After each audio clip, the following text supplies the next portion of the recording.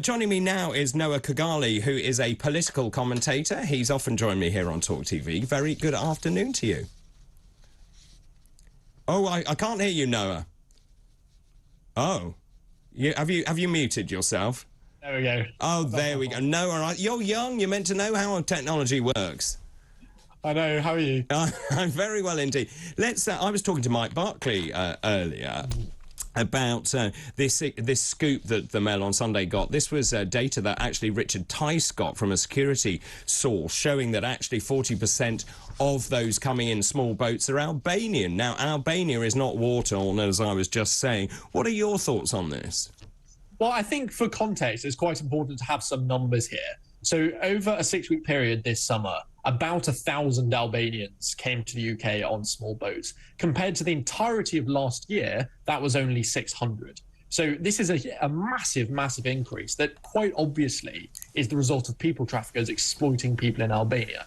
This isn't something that is as a result of civil war, of conflict. This is something that is a very, very blatant example of people trafficking and most likely modern day slavery.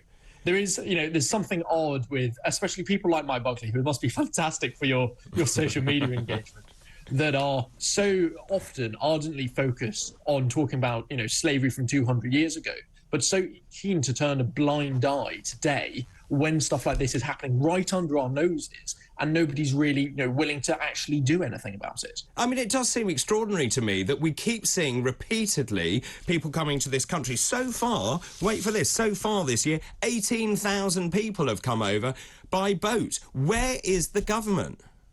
There is a failure, I think, here as a whole political narrative in dealing with this problem properly. There's two issues, massive issues going on in this country where lots of industries are struggling for that that cheap manpower that they may have accessed through the EU previously. But at the same time, we're also seeing this huge influx of people coming in illegally. If the government, put their minds really together and thought and worked with, say, for example, the farming industry and went, oh, you guys have a massive manpower problem where you're not able to get people, say, picking soft fruit in Scotland. That's a huge issue up here. And they're having to grant, seemingly continually these emergency visa schemes. If you went, well, look, we've got this huge amount or these huge numbers of people trying to get in, work out some legal routes to target specific industries, that I think would be very, very helpful. Instead, we've got essentially two wings of government seemingly not talking to each other and making what is already a big problem on both fronts even bigger when you bring it together. Yeah, you make a great point. I live in East Anglia. We have the same problem. No one is picking the fruit. The fruit is rotting, and it is a real problem. And of course, as you rightly say, a lot of those used to come from the European Union. Now, that is just lazy if we can't be bothered to get the workers here through actually legal routes. Mm. Yeah, I think you see it in a number of different industries. I think we'll probably get onto it later, but there's 105-ish thousand vacancies in the social care sector. That's an insanely large number. That Australian-style visa system that we've now adopted was fantastic in principle, really does need to be better adapted, I think, for modern Britain and the state that we're in 2022. There are so many industries that we've got that need people, and these people don't need to be hugely well qualified. We don't need people coming in with doctorates going and picking fields. We need people who are keen to work and are in this country already. And of course, some relaxation around.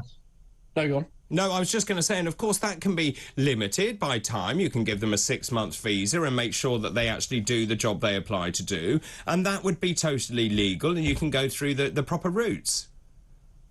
Yeah, absolutely. But again, it takes this joined up thinking that the bureaucracies of government aren't ever particularly good at. And, this is an issue when we've got a state as massive as we do, that you're always going to run into this kind of problem. But there's lots of issues with our asylum system, and there's lots of issues with our visa system. So we may as well be looking at this all holistically and trying to move forward as a country to benefit everybody in it, rather than essentially saddling people on our southern coasts with this influx of migrants that they can't really deal with, that when they get here aren't even allowed to work. No, very well said. Just in turn, let's turn to the Rwanda situation. Of course, we spent 120 million on this plan. I think it was a desperate attempt by the government to be seen to be doing something about illegal immigration. As we know, no one has been sent there. There have been multiple appeals. It went to the High Court. It went to the Court of Appeal, the Supreme Court of the United Kingdom, all of whom said it is totally legal to send people to Rwanda to be processed in a safe place that has an agreement with the British government. And of course, the European Court of Human Rights has stepped in. What's your view on that? Do you think we should leave it? Well, leave the ECHR? Yeah. I don't know. It's questionable. That's quite a wide-reaching impact that for a policy that, to be honest, doesn't at the moment look like it would be that effective anyway, it's probably not the right reason to be leaving the ECHR. I think we're seeing enough problems in Northern Ireland at the moment that you wouldn't want to end up exacerbating them over a policy that, to be honest, doesn't actually look like it's going to work. So if you were advising the government, and I'm going to say as a younger person, you're meant to be at your most libertarian, most liberal now. Goodness knows what happens when you get older. But you're at your most liberal now. What would you say to the government? I mean, clearly it is tricky, but TalkTV viewers are literally livid. I have never seen the switchboard light up like this, and the number of messages just saying this cannot go on. Yeah, it's really, really complicated. I think a lot of work needs to be put in, with the French, who are always, I think, international relations wise, quite tricky to actually get moving and get acting properly. But there is a serious problem on the French borders that they are essentially porous, and work needs to be done in coordination with them. And we can't just be throwing more and more money at it, because that's clearly not worked. That seems to be our solution for everything, but it's not a system that has ever actually borne very much fruit. So we need to be working to keep people from just leaving France. And the EU needs to have a serious look at its own internal border system and why these people are managing to get across the entirety of the EU. Mike Buckley, I think, made the point that people didn't need to settle in their first safe country. And that might be true when it comes to the Geneva Convention. But when it comes to UK case law, that is certainly the case.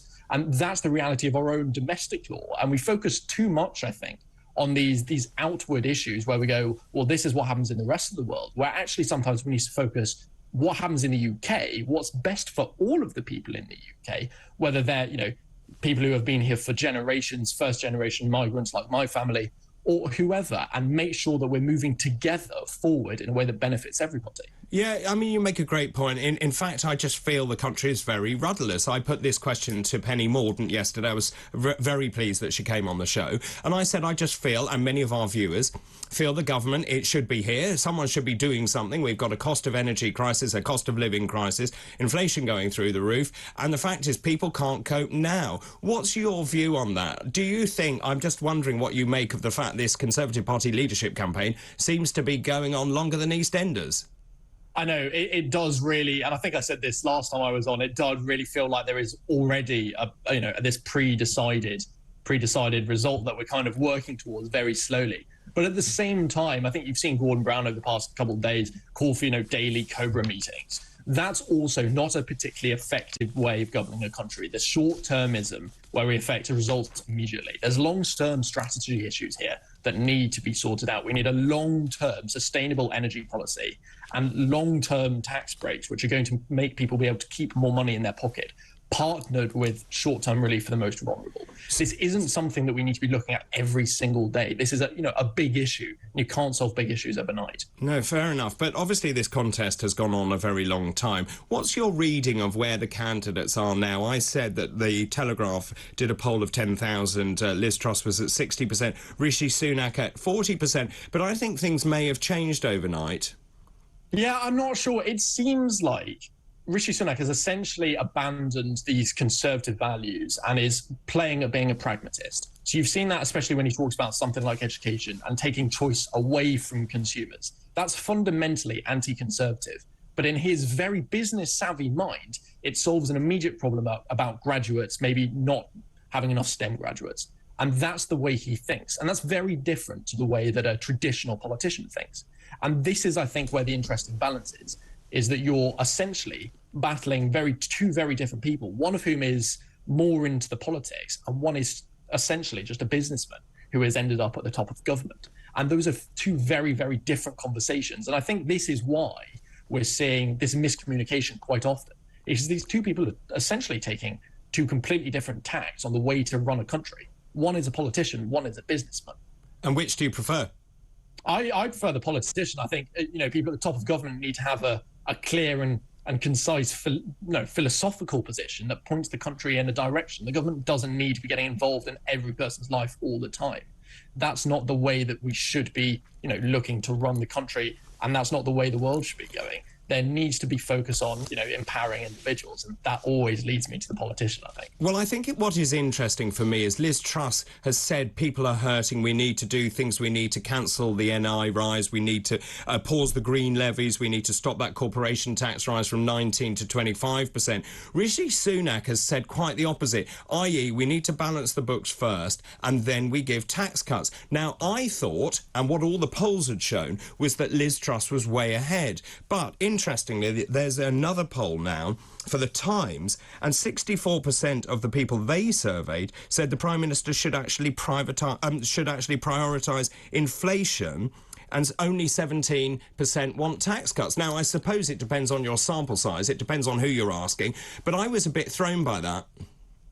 Yeah, I suppose as well, it doesn't pitch the individual prime ministers against each other. Liz Truss isn't planning to get there and just not deal with inflation. She's talked mainly about the tax cuts, and Rishi Sunak has talked mainly about inflation, but it doesn't mean that either person wouldn't do the other thing. You don't, get there and can only do the thing you've spoken most about. This isn't a referendum on tackling inflation or delivering tax cuts. This is a, vote for Conservative Party leadership and who's going to be the next prime minister. And Sorry, I was just going to say, who is going to be next Prime Minister? What's your bet? I think probably Liz Truss would be, if I was going to put money on it, I'd put it on Liz Truss. I think Rishi Sunak's probably going to have a little bit of resurgence, but the lack of being able to, double vote or change your vote more accurately has probably favoured Liz Truss because she's had such a strong polling head start. And even if it evens up towards the end, I think that'll be too late for him. And very quickly, so obviously many people have got their ballots. I think people will fill them in quickly and return them, keen to have a result. And if they do, I think that will favour Liz Truss. I don't know. Yeah, no, absolutely agree. This was always going to be the issue when they decided that we weren't going to be able to have this rehashing of ballots, which always seemed like a bit of an odd concept, that was always going to favour the person who went in with a massive lead. And I think Liz Truss also, oddly, considering she's had essentially all the establishment backing now, for much of the membership, probably still feels like the anti-establishment candidate, which is a little odd, but she's pulled it off very, very well. It's a very, very odd. Noah, thank you so much. Noah Khogali there, a political commentator.